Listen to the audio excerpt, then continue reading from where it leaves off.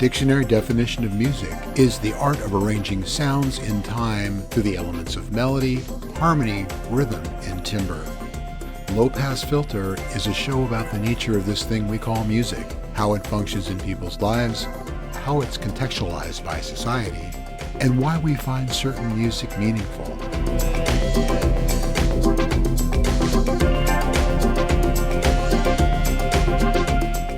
This is Low Pass Filter.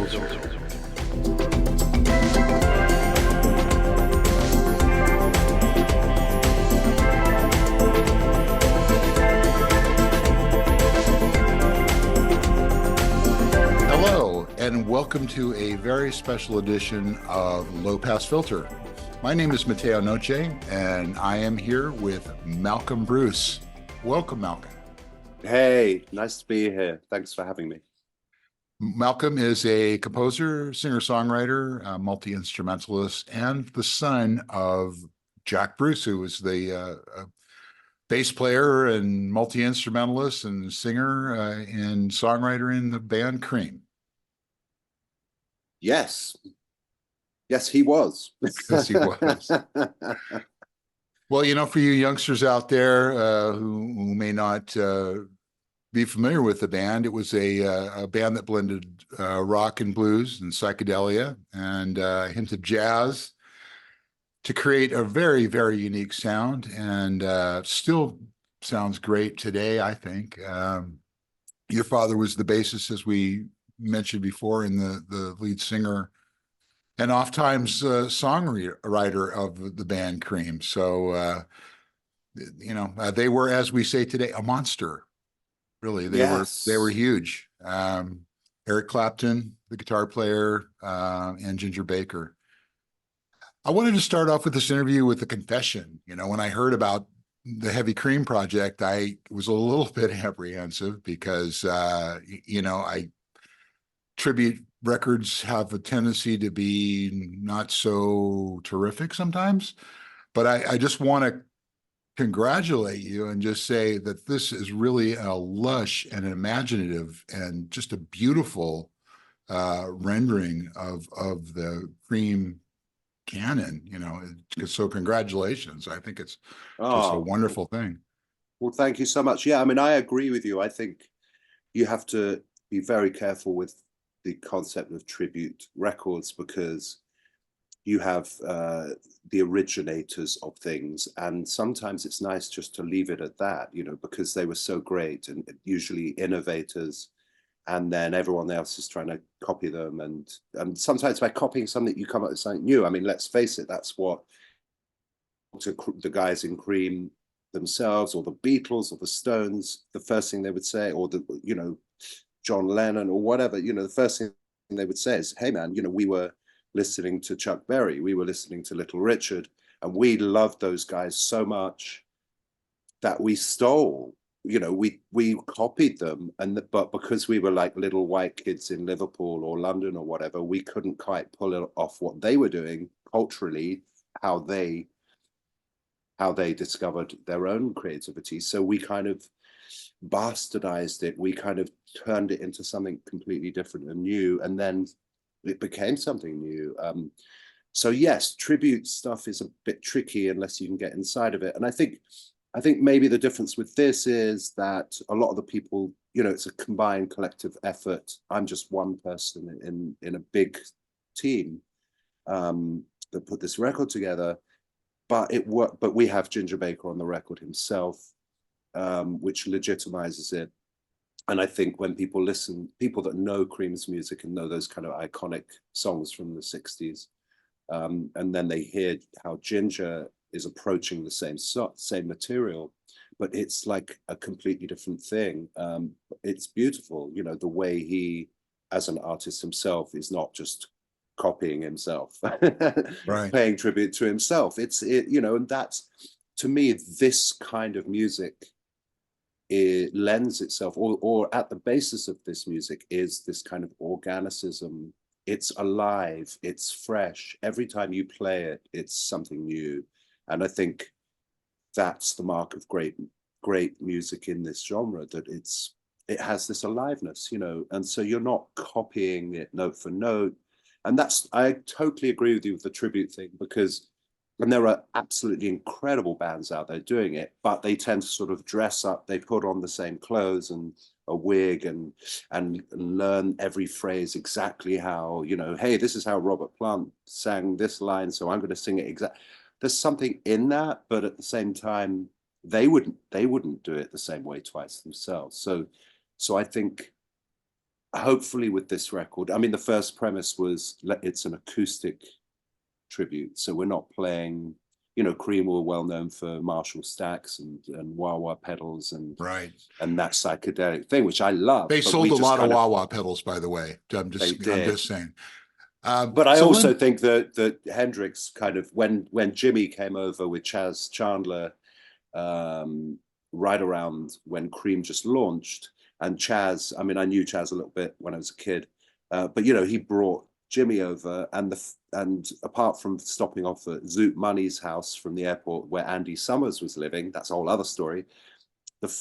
One of the first shows that Jimmy ever went to was Cream's maybe second or third show that they ever played.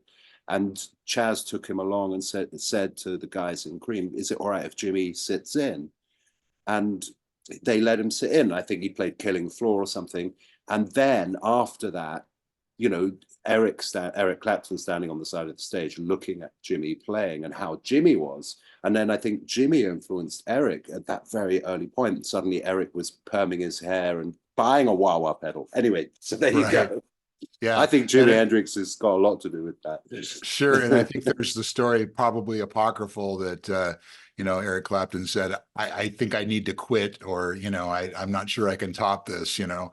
Yeah, but then they became, I mean, they all, you know, my dad as well, they all became friends with Jimmy. How could you not? I mean, he was such an incredible artist. So yes, I mean, I think it's sometimes a little bit of healthy competition is good as long as you can handle it. I mean, Eric is such an amazing artist that he could handle it, and I think maybe that little bit more of a fire under him. Sure. Yeah. Push himself. Yeah. That competition gets people going, and they get their innovation machine happening, and they're topping each other, you know, so it's a wonderful thing, really.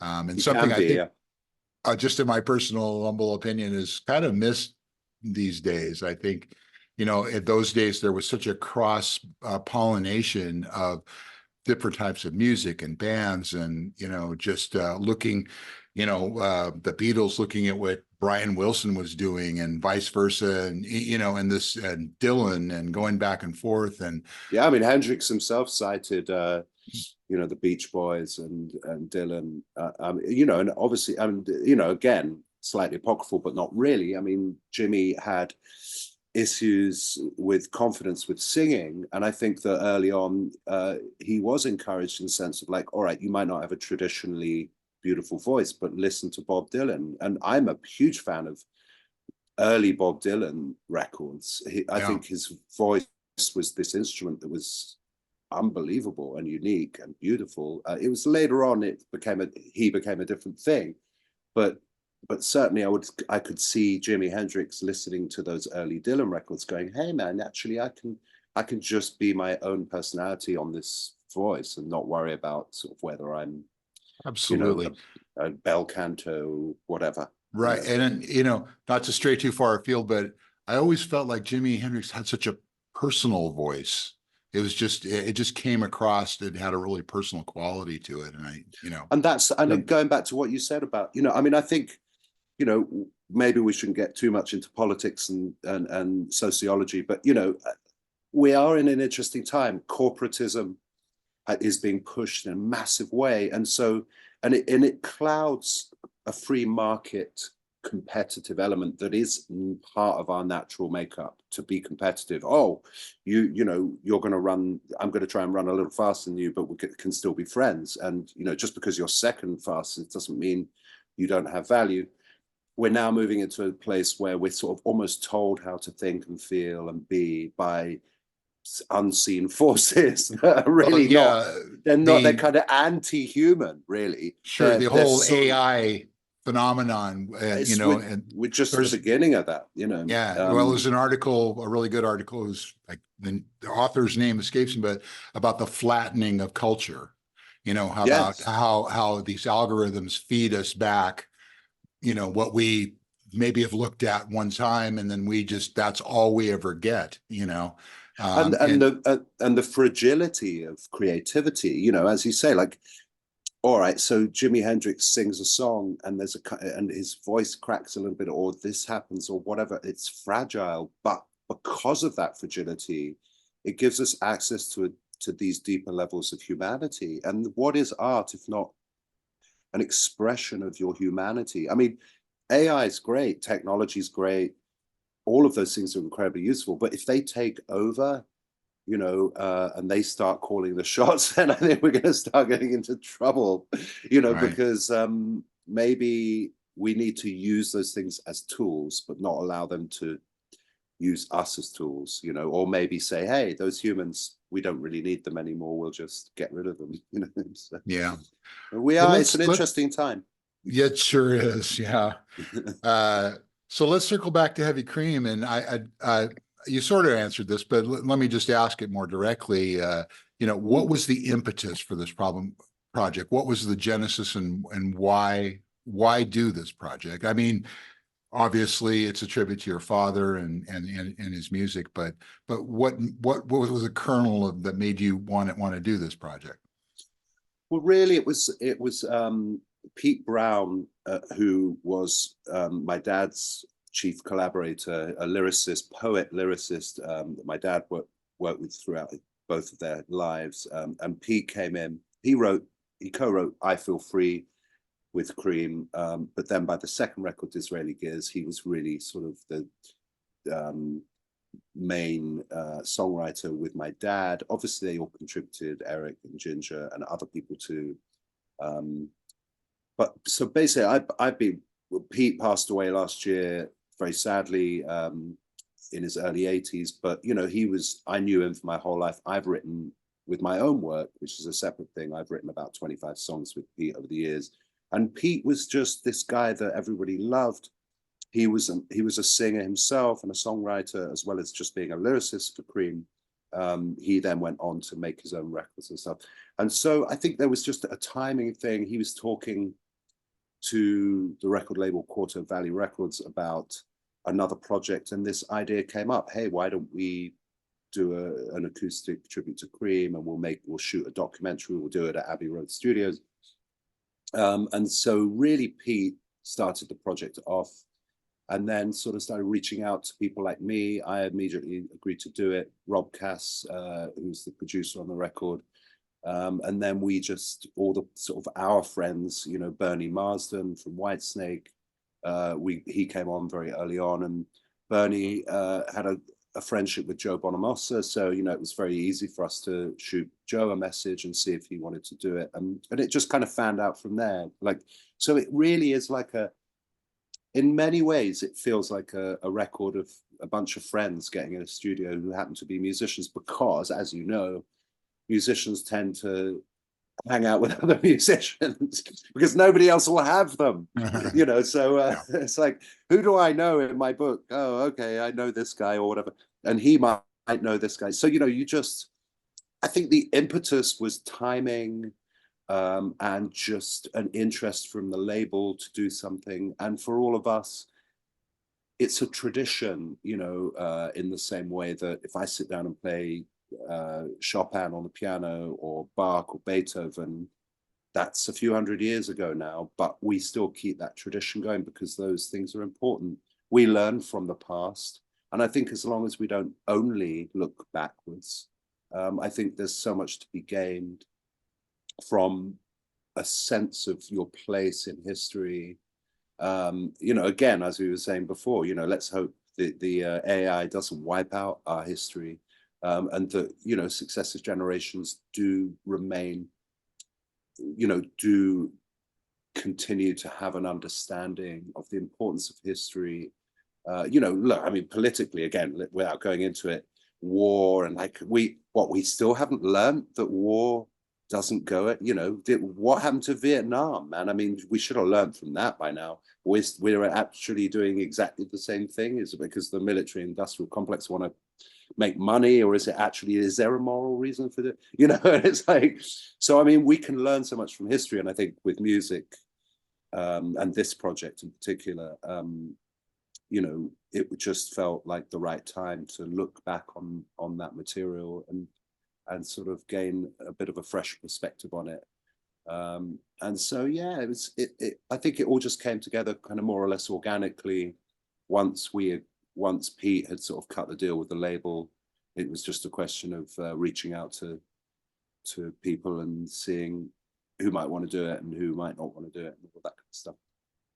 Yeah, you know, and I just really love the arrangements, the horn arrangements on Tales of Brave Ulysses, just fabulous, and just a reimagination of those songs.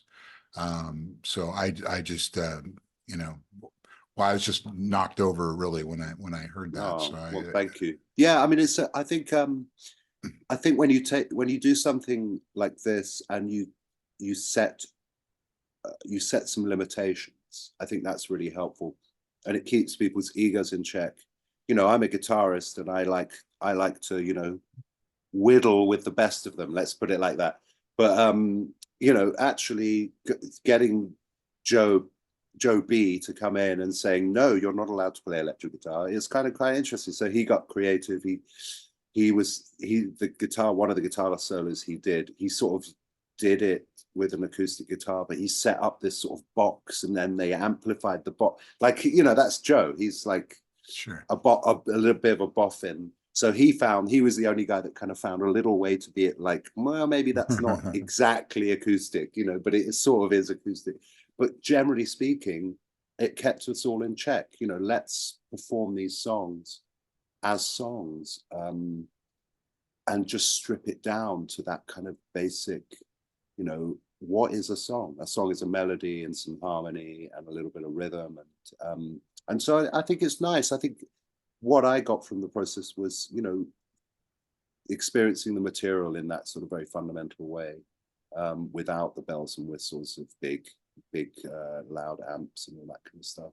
And I think, yeah, I think we pulled it off. So yeah. Yeah. Well, you know, I was really pleased to see you covering some of your dad's solo work.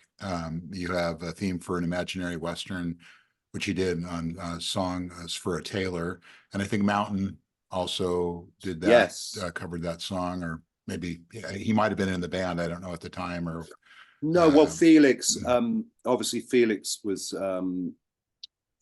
not with the first record that Cream made, Fresh Cream, but from Disraeli Gears, Felix had come in, was kind of brought in.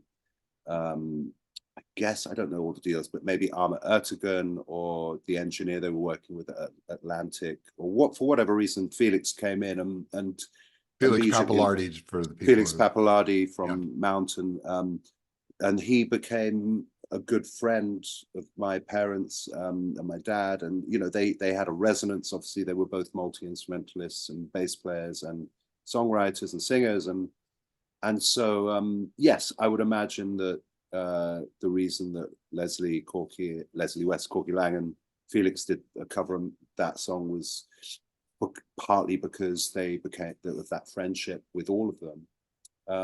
And interestingly, we sort of got away with putting it on this record, which is a Cream record, because Cream actually demoed that song towards the end of the existence of Cream. They made a bunch of demos, and so they did demo a theme for Imaginary Western, and it was rejected probably by the label as being a little bit too outside the remit of, you know, what Cream were, which was a more bluesy sound, although they were quite eclectic, I think, looking back. But anyway, for whatever reason, they didn't use that demo, although that demo has been released subsequently, I think, on one of those kinds of B-reel type records that sometimes rarities come out. Yes, rarities. Yeah.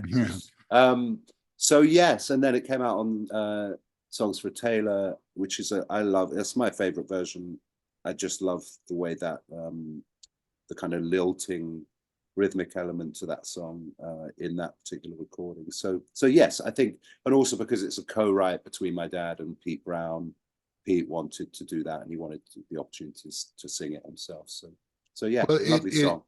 it occurred to me that, you know, in listening, re-listening to my copy of Songs for a Tailor, that there's a very similar feeling to your record and that record, because, you know, your father has horn sections going, and there's piano tunes, and there's, you know, there's a fair amount of acoustics, and sort of getting away from the sort of psychedelic Cream sound, and really kind of honing his own, kind of carving his own lane.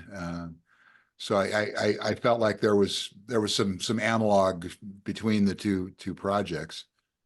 Yeah, I mean, I think there are little glimpses. You know, my dad was a composer in the sense that, I mean, everybody is, whatever they are, but, you know, because of his background, there was, you know, the Scottish folk music influences, there were classical music influences. So, you know, with Cream themselves, I mean, one example I sometimes cite is a song called As You Said, which is really acoustic guitar, cello, and Ginger's hi-hat. I'm not sure if Eric's even playing on it. But it just gives a glimpse of another area of my dad, the sound world that my dad was interested in. You know, obviously they could rock out and play the blues and all of that stuff, but there were all these other things that interested my dad. And I think that, yes, maybe there were lots of reasons why Cream split up. Personal, the business side of things, I think they were overworked, and they all got a bit jaded.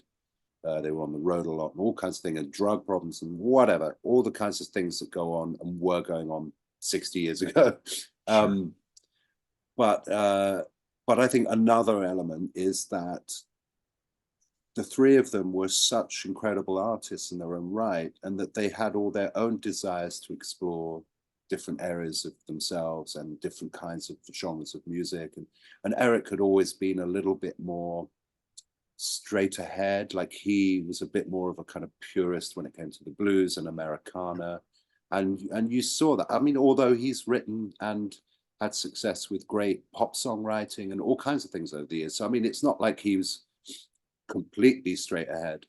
But with my dad, there were these other things, you know, folk music, the classical, you know, the ideas of classical music in terms of development, you know, the different ways of creating music, how you have a motivic idea, and that it might evolve and change shape in a particular way. And so you see that with a lot of the things my dad did in terms of his writing. You know, he would have an idea, but each time it came, it would successively shift and change somehow. And then you would get development in the sense that music would evolve throughout a piece of music, whereas perhaps the pop ethic tends to be a bit more verse, chorus, middle eight, verse, chorus, you know, and each time it happens, it's sort of the same. And so buried into, even with Cream's music, I mean, I Feel Free is a great example, one of the first songs they ever released, but you have these two bridge sections, and in the second bridge section, the melody is reharmonized to this descending harmonic structure, and it just creates, even though you understand it's the same music, something is changing within it. And so a very, very simple idea like that is a good example of kind of where my dad's head was at and where he was heading. He was just trying to kind of slip in, you know, proper music into pop music or something like that. You know? Awesome. Well, I just want to name check some of the people that are on this record, which is kind of reads like a list who's who of really great artists. Pete Brown, of course, you mentioned Ginger Baker, and I want to come back to him, but Joe Bonamassa, Nathan James, Maggie Bell, Rob Cass, Clem Clemson, Paul Rogers, wow, Bobby Rush, oh yeah, and Pee Wee Ellis. Yes. Wow. What a cast for this record. Yeah, well, Pee Wee was living in the UK for many years. He with his British wife. And he actually was playing with Ginger in Ginger's band, aptly named Ginger Baker's Jazz Confusion. I'm not sure if I would have, if I'd had the opportunity to tell Ginger, maybe you should think of a different name. But anyway, he didn't. So I think Pee Wee and Ginger had known each other. Ginger had a kind of checkered history of where he was living. Obviously he was living in Colorado for a while. He was living in LA for a while. Then he moved to Africa for many years, but he did end up in the UK. So I think for whatever reason he connected with Pee Wee, and they were friends and working together. Bobby Rush, I mean, that was incredible. He flew in and just was a wonderful presence. Was really kind to everyone, really encouraging, and I think we got a lovely result with him. Just an incredible artist, and still out there doing it at the age of 90 or whatever he is now. And he's just, again, to have someone like Bobby on this record, it just gives it this beautiful validation, certainly to me, that he understood and respected, the kind of the British guys that had taken his music, and kind of reinvented it and brought it back to the US in that sense. So, it's like a sense of family, a sense of collective identity that crosses over boundaries, crosses over borders, crosses beyond race, all of that stuff, that we tend to be obsessed about, and I think that's the healing thing of music, that it can bring us all together. So having Bobby was wonderful. Paul Rodgers was the only guy that we didn't get in the studio at the same time, so he recorded remotely. But obviously Paul, incredible artist, great singer. I knew Andy Fraser a little bit. I did a support tour for Andy, his last UK tour before he passed away. If anyone doesn't know, so Andy and Paul had a band called Free. Yes. And they co-wrote All Right Now, which is, I think it's still on heavy rotation in America. Sure it's like one of those songs that just everyone loves that song. And then they kind of split up, and Paul went on to Bad Company and many more things. So I think he's even singing for Queen at one point. I don't know. That's right. Yeah. But great. And it's an eclectic family because you've got Nathan James and Maggie Bell in the same family.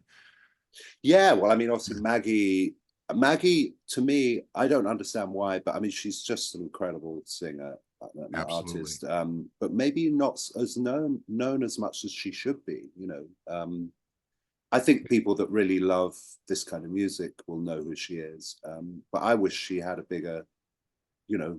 She's just incredible. And so we had never figure out why she wasn't bigger in this country, but yeah, I mean, maybe because you had Janice, and I mean, because maybe it's the similar kind of area to, but I mean, it's unfair for me to even make a comparison. They're so different, but I mean, who knows? I mean, Stone the Crows were the band that she had, and that. I mean, people tend to be a bit careful about talking about them because they kind of had quite a lot of tragedy around them early on. So it's a little bit like when you talk about Shakespeare and you say the Scottish play, because if you actually say the real name, then somebody's head will fall off in the middle of the performance or something. Yes. So there's all of that. But anyway, as I like to say, if you know, you know. Right. Exactly. And also it's the Scottish connection. I actually had the good fortune to work with another Scottish singer, Maggie Riley, who my dad worked with. She's another one. I mean, there's just, I was on a Frankie Miller record, if people know about Frankie Miller, another Glaswegian. There's, I guess the Welsh have a tradition of singers, and the English Tom Jones, right? Tom Jones, but opera singers, big voices, you know. But I think the Scottish, there is a kind of Scots tradition of great rock and blues singers, you know, Absolutely. of which my dad, I guess, is part, although he did leave when he was like 17 and never lived in Scotland again, but he certainly retained, you know, hey, we're formed by the age of 6 months or something anyway, so there you go. But yes, Maggie, Nathan, just a wonderful, another wonderful singer with his band Inglorious, and Nathan came down the first time I met him. Me and Pete Brown, actually, we put together a tribute to my dad in 2016 at Shepherd's Bush Empire in London, and Nathan came down and sang a couple of songs, which was wonderful. We had Steve Hackett on guitar, and Oh, wow. Mick Taylor, and Lulu was our kind of big star. She was kind of like the headline. She sang Sunshine of Your Love as the finale. It was just wonderful. Wow. But yeah, and that was the first time I met Nathan, and he blew the roof off the place. He's got a great voice, and yeah, he's doing great things. So yeah, great to have him there. Well, I wanted to touch on Ginger Baker. There's definitely no love lost between Ginger Baker and your father. I had always thought that the reason Cream died was because Eric Clapton wanted to play the blues, and you know, he just couldn't do the psychedelic pop stuff anymore. But in the more I read about it, and you know, your dad and Ginger Baker had a pretty checkered history, even before Cream. I think they were it was the Graham Bond organization together at one point, and your dad left just because he couldn't take Ginger Baker. But then a year later, they ended up in Cream together, you know. I mean, I don't think anybody, you know, my mom, who I'm still, you know, she's around, I see her all the time, and, you know, so she was there at the beginning of all of that. But I don't think anyone really understands that relationship. You know, actually, the Graham Bond organization came from a band that they were all in previously called Alexis Corners Blues Incorporated, Right. which was formed in 1961. The original drummer was Charlie Watts. Yep. And when Charlie left to join the Stones, he suggested Ginger, but they all knew each other. And the Graham Bond organization emerged out of that band. I believe that Graham fired them all from Alexis's band without telling them, and then informed them that suddenly they were in his band, which went on to be a hugely successful band on the kind of British touring circuit at the time. They released a record called the Graham Bond, The Sound of 65 in 1965 that was quite revolutionary at the time, really. And I think Cream, you know, and obviously my dad and Ginger were in that band. And so in a way, I think without Graham, Cream would not have had that kind of eclecticism that we're discussing here in terms of the material and the approach. John McLaughlin, or John McLaughlin, depending on where you are, he was part of Graham Bond's band very early on as well. So, you know, it was that pool of people around. And I believe that Ginger pulled a knife on my dad and said, "You're out the band." And so it wasn't really my dad just sort of leaving, although he might have tried to turn up to subsequent gigs and had a similar response. I don't know. I mean, again, Ginger at that time, he'd got quite heavily into, you know, drugs in the early to mid 60s. And I'm not a historian, but that they could get heroin on the National Health Service. So, you know, oh man. So I think, you know, there was a tradition, certainly with jazz musicians, of taking that particular drug, going back to Charlie Parker, you know, and others, and so there was a kind of romanticized thinking, you know, thought process that, you know, maybe if I take enough heroin and live under a bridge and practice my instrument for the tortured artist 27 hours a day, you know, that I'll be as good as Bird one day or whatever. But so, and you know, Ginger was hanging out with an amazing drummer called Phil Seaman, who was from a slightly older generation. And they were all, so, you know, Ginger descended into drug addiction. And my dad was a few years younger than Ginger. So there was probably a little bit of a kind of elder brother element to it. And, you know, hey, Jack, never try that, you know, as he's injecting himself, like, don't ever try drugs, you know. And of course, my dad became an addict later on, did go through a long phase of drug addiction. I mean, it's just, you know, I guess us lot, the next generation down and subsequent generation, I mean, people still take drugs, but I think it's a different thing now. I mean, to be a professional musician, I do yoga and meditate, and I'm vegan. I don't drink alcohol. You know, like I have to, because otherwise I can't. I mean, it's such a difficult job to be a musician these days.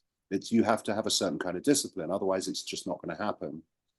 It's too competitive, and also, you know, there's a lot of work to be done all the time, whether it's music or business or whatever. But I think back then it was just a completely different time. So I don't know what happened. Well, what happened was that Eric Clapton was playing a show with John Mayall in Oxford, and Ginger drove from London to Oxford with his wife, Liz, his first wife, Liz, to go and see Eric. And so they went to the show, and then they had a drink with Eric after the show, and Ginger said, I want to put a band together with you, Eric. You're my favorite, you know, you're, because at that time in 1966, Eric Clapton was God, was being sprayed on the walls, and he'd found his way to, you know, there was Jeff Beck, Eric Clapton, Jimmy Page was well known as a member of the Yardbirds, but there were really just Peter Green, early Fleetwood Mac. So there were, you know, Peter's just probably the best out of all of them, in my opinion. But anyway, you know, so there were these few people that everyone respected. Ginger, but Eric being a few years younger even than my dad, and certainly a few years younger than Ginger, Eric had queued up outside the Marquee, along with my mom and everyone else that were fans of that music, to go and see the Alexis Corner Band or Graham Bond. So Eric was a fan of my dad and Ginger, in the sense that he was coming up when they were already a little bit more established, I guess. Right. And so when Ginger said to Eric, and my dad had played with Eric, with John Mayall briefly, I believe, and some other stuff. So they knew each other. They all knew each other. And so when Ginger said to Eric, I want to put a band together with you, Eric said to Ginger, well, if I'll do it if Jack Bruce is the bass player. So Ginger was like, oh, well, I'm not so sure about that, because they kind of fallen out over a knife, you know. Yes. And so I think Liz, lovely Liz, who's sadly not with us anymore, but I knew her, my friend Kofi, who's Ginger's son, his mum. So on the drive back to London from Oxford, Liz kind of apparently convinced Ginger to let my dad, you know, to go to my dad and sort of ask him if he wanted to do this thing. And so Ginger contacted my dad. My mum said, okay, to make sure that there's no funny business and knives and all that, why don't you guys meet at my mum's parents, my grandparents, who were really nice people, that they all knew each other. And so the story goes, Ginger and my dad met at my grandparents' place, and they shook hands and said, all right, let's do this, you know. And so bury yes, the hatchet, I mean, but not in each bury other. the hatchet is very appropriate. Yeah, so I mean, I don't know. And then of course they fell out by the end. But I mean, I don't know, having never been a heroin addict, I don't know where that takes you. And also if you compound that with global, worldwide success, and, you know, people throwing their women at you, and how many drugs do you want now, you know, and all of, I mean, I just don't think, and they certainly weren't prepared for that level of success in the same way that John, Paul, George and Ringo weren't prepared for it. I think they loved it, but I mean, it would change somebody, a working class kid. Suddenly they're the most famous person. I just don't think we can understand any of that stuff really in the present modern day context. So, but anyway, yes, I having said all that, it was my dad's funeral at the end of 2014, which is almost 10 years ago, so Wow. hard to believe.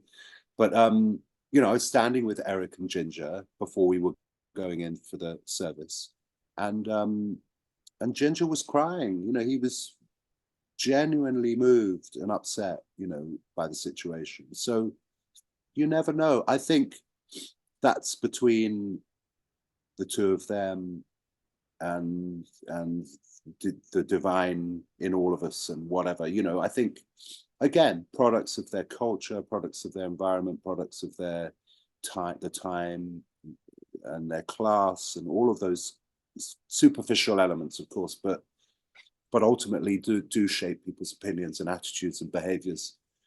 Maybe possibly just So a tiny bit of making amends for participating in this project.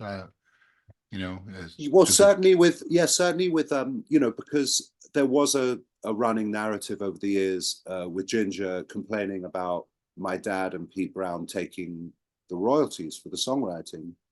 But in truth, if you look across Cream's musical output, it's fairly well represented. You know, Ginger he co-wrote a song, Sweet Wine, which is on this record itself with my mum. My mum wrote that with Ginger.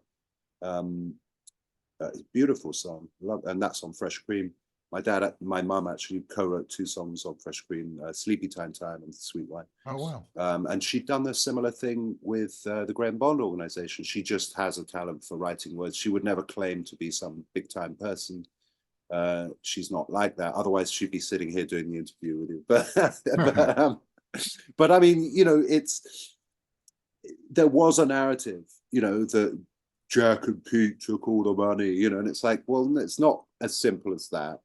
It never is. Yeah. But at the second, Ginger came in for 2 days, 2 separate days for this Heavenly Cream project, and on the second day, he, at the end of us recording, he was kind of sitting with Andy, his drum tech, in one of the booths, and he asked to see Pete Brown on his own, and so they spent about 15 minutes just chatting, and afterwards, Pete told me and everyone else that it felt quite healing. It felt like Ginger wanted, you know, he was kind of had a pleasant, decent conversation with Pete. I don't know exactly what was spoken about, but you know, that it did feel like that they were making amends after many years of this narrative of Ginger being sort of shortchanged or something, you know, which I don't think. Having said that, I mean, you know, if you some bands nowadays, they just share, they go, well, we'll just share all the money equally, so we'll get rid of all the problems. We're all contributing, even if I write something. The guys in Coldplay, what's his name, the singer, I think they do a kind of 40, 25, 20, some kind of split where he gives publishing to the guys in the band, because he'll write the bare bones of a song and then they'll arrange it together in rehearsal and before they record it. And so he felt like, why not give some of the publishing to the other guys in the band, even if it's my song, the basic thing is my song, they might come in and make it better in terms of arrangements. So they deserved it. So, you know, 60 years later, maybe if Cream were around now, they would have taken that sort of approach. I don't know. It would have, yeah. It can certainly get rid of the kind of animosities that can arise in those sort of situations. Well, if you think about music as a business, and especially the modern rock business, it was in its infancy, and really people were just sort of feeling their way along, and, you know, there was a lot of rascals, shall we say, and involved in the business. There's still, believe me, there still are. Well, yeah, I know there are, but I think people weren't sophisticated about, you know, and didn't have that forward thinking. I mean, a lot of this music was created in the moment and meant for the moment, and these people were living in the moment, and they didn't think much beyond that moment, you know, and so that led to problems down the road, you know. So now it's sort of the inverse in a strange sort of way, because there's just you know, an oversaturation of music being released, and it's sort of virtual impossibility of getting paid for it. You know, it's like 1 million streams on Spotify is like $3,000 or something. You know, sounds like a lot, but to get 1 million streams, you know, Yes. in amongst, you know, 100,000 daily releases or whatever. So, you know, it's a whole different game now. And again, I agree. I don't think that they would have understood the business side, so they signed bad contracts. You know, that Cream's manager was the same manager that managed the Graham Bond organization, Robert Stigwood, Yes. who went on to huge success with you know, the Bee Gees, and then Andrew Lloyd Movies Webber. too, I think, right? Yeah, Grease and Saturday Night Fever, Yeah. and all kinds of, you know, Andrew Lloyd Webber's musicals. And but you know, he at the time in the mid-60s, he had a little office in northwest London, and was kind of trying to get it all together. Now, all of them, you know, then he partnered up with Brian Epstein, you know, the Beatles manager, and Nems, and they were co-producing shows in the West End. So, you know, from 1965 to 66, 67, 68, I think the business shifted and money shifted, and the whole concept around what was possible, you know, not just in the UK, but internationally. And, you know, I don't know all the details, but I think, you know, when a deal was cut with Ahmet and Nesuhi Ertegun, the founders of Atlantic Records, who again were business people, but they were doing jazz and, you know, like R&B and all of that kind of stuff. And then suddenly this second British blues invasion or whatever it was called, suddenly all of these things were exploding. And so I'm not sure if they even really liked Cream's music, but they wanted to sign them. But then that deal was cut on the basis of also signing the Bee Gees, you know, all those kinds of wranglings and deals that go on. Sure. I wouldn't begin to really understand, but yes, I think there were issues around money, but also, again, it's like you're in a band and the manager, Stigwood, goes, "Hey, I'll buy you a house, man. Oh, you want a Rolls Royce? Yeah, I'll buy you a Rolls Royce." And then you're like this kid who grew up in the, you know, the projects, you know, and suddenly you're being given stuff like that. You tend to go, "Oh, great. Well, I've got enough money in my bank, and whatever I want, they'll get me." You're not necessarily going, "Well, I'll have my accountant check out what I'm really owed," you know? Yeah. So there you go. Yeah. I wanted to, in the short time we got left, I wanted to turn back to you and ask you, were you always headed for the music industry? Was that something that you just, you know, the sea that you swam in, so you were, It's all, you know, destined for that, or I, did you ever want to be like a dentist or something, you know? I fully blame my dad for everything. Yes, I think from a very early age, I knew that music was what I wanted to do. I was playing piano from the age of 5, and then bass guitar from the age of 8 or 9, and electric guitar around a little after that. And I was writing music. It just felt very natural to me. I have done other jobs to make it, you know, pay my way and all of that, but I've never really enjoyed it. But again, that's just a really interesting and question, and sort of almost impossible to answer, because it's the same for all of us, isn't it? It's like, what if I'd done this instead of that? You know, how would my life evolved? And, you know, so we all have a story. What were our formative influences? Why did we make choices we made? And am I going to sit around and analyze it and regret, or am I going to just embrace this incarnation of who I am and what that means? And, you know, yes, I don't think I was going to be a dentist. Maybe a chartered accountant. No, I'm kidding. Maybe the overlord of the universe. No, I'm kidding. I don't know. I mean, it's an impossible question at this stage of my life and career to answer. You know, Sure. but having said that, I also feel like I'm only just beginning. Well, you know, there's always that You know, rebelling against your parents sort of thing, where people started off saying, I would never do what my father is doing. Yeah, but how do you Which do that if your dad's a rock star? You, the this rebellion guy is right the here got involved in that. But and then there are other people just like, okay, I mean, I'm destined for this, and you know, it's in my DNA. It's in, you know, you know. I think for some of us, you don't really have a choice. Whether it's, you know, it's the nature versus nurture thing as well. You have to take that into account. It's impossible really to answer. But certainly I was in the environment of musicians and making in the act of making music.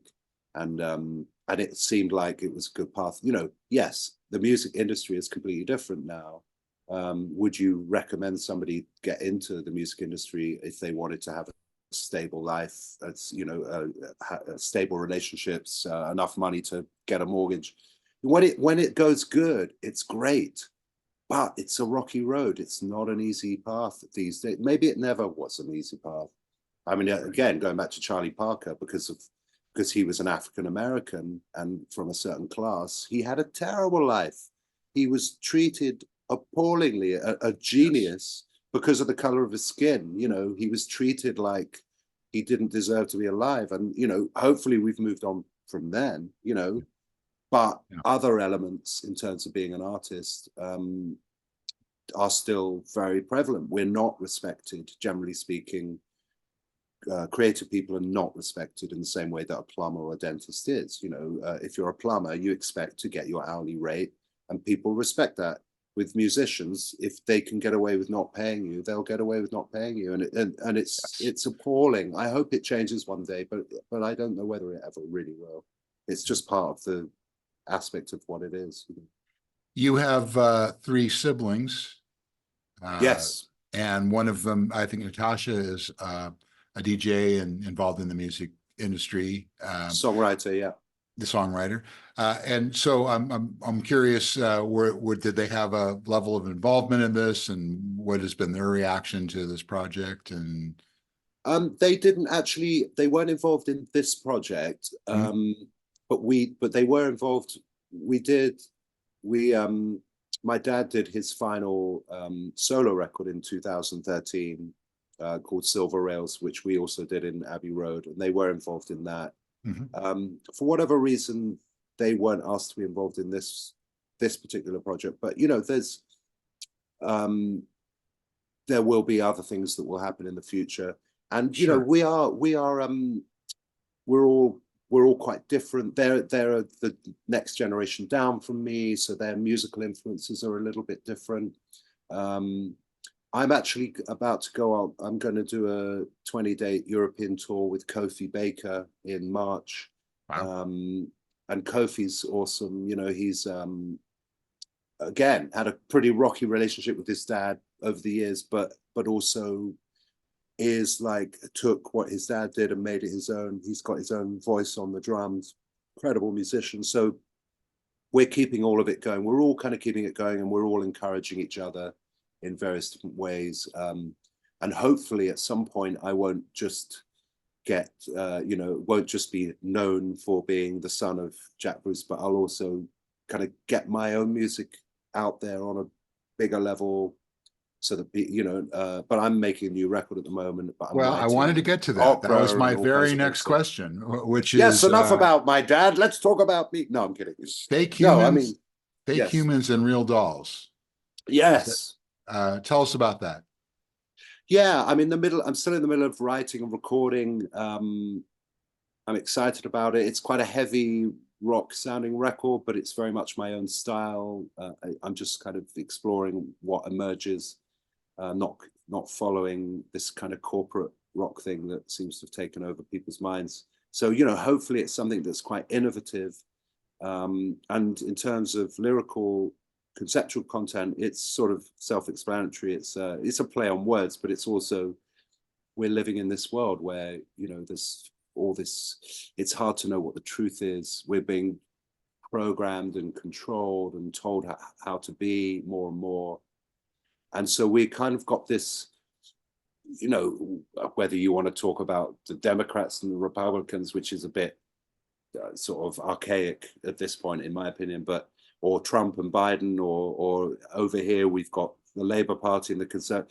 I mean, it's all just so negative because it's all made up. It's a narrative. Like we seem to have lost the ability to have authenticity in our lives and in how we express ourselves. Everyone's supposed to be right and the other person's wrong, and you've got to maintain that being right thing at all costs, instead of actually going, well, can't we all just, we can all coexist in love and compassion. What are these higher human values that are important? And so, it's just such an interesting time, as we said earlier, why are we still killing each other over these kind of concepts that may or may not have any validity in terms of reality? Right. It's just, we've all got to calm down and start appreciating each other more and more. Stop saying my religion's more important than your religion, or my belief system's more, or I mean, we are literally living in a world full of insanity. And I think and then as we touched upon earlier with artificial intelligence and technology, and we're moving into these kind of transhumanist and post-humanist concepts, we are kind of teetering on this crossroads. Where are we going to head? What do we want, and how can we function on this planet where we just, for goodness sake, stop hurting each other? It's completely unnecessary. It's immature. It's reliant on false belief systems, because any true religion, any true spiritual connection with the divine presence within and without precludes violence. Because as soon as you're connected to the source of all that exists, it informs love. It informs a sense of peace and a sense that the other people, in the appearance of an external world, are also part of us too. We are one thing. Sound like a hippie now, but I think there's a way to frame it in the modern context, for goodness sake.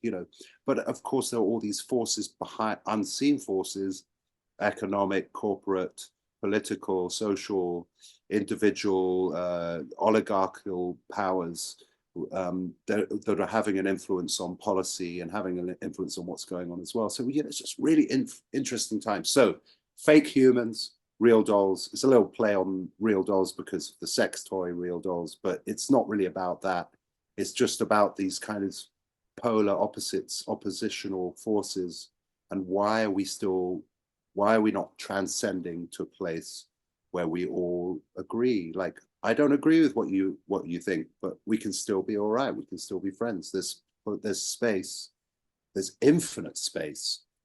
There's infinite, and we don't need to have poor people. We can have, we can just change the economic system so that everybody has what they need.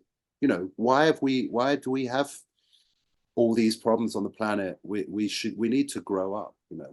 So Right. if in my way, in a tiny way, if I can just attempt to express some of those ideas, it's not easy in songs, but without it being like, baby, we've all just got to be peaceful. You don't want to be like ridiculous about it. You have to come at it from a certain angle.